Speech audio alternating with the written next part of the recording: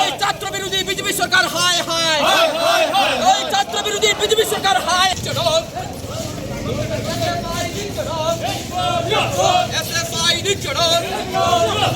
হবে করতে হবে করতে হবে, গোটা রাজ্যব্যাপী এসএফআই আন্দোলন চলছে চলবে চলছে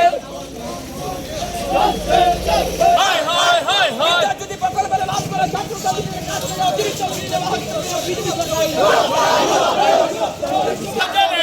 আক্রমণ করে সবাইকে শাস্তি রাখা যায় না।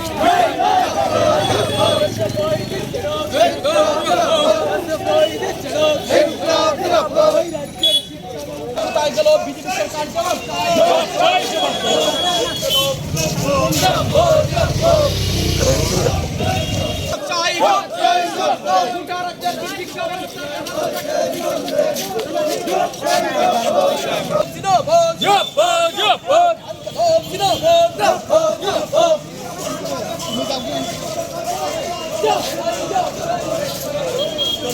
সরকারি শিক্ষা বাঁচাও আন্দোলন এসএফআই চলছে এই সময়ের ভিতরে, এবং আমরা দেখছি যে ত্রিপুরা রাজ্যের সরকারি শিক্ষা ব্যবস্থা এই সরকারের হাত ধরে সম্পূর্ণ অচল হয়ে গেছে।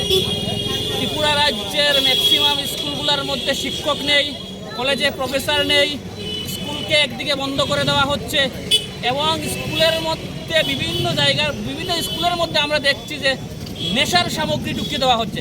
গোটা ত্রিপুরা রাজ্যের শিক্ষা ব্যবস্থাকে যে ধ্বংস করার একটা পরিকল্পনা এই সরকারের আমলে এই পরিকল্পনা তৈরি হয়ে গেছে। একটা জাতিকে যদি ধ্বংস করতে হয়, এই জাতির যে শিক্ষার মেরুদণ্ডকে যদি ভেঙে দেওয়া হয়, এই জাতিটা শেষ হয়ে যাবে।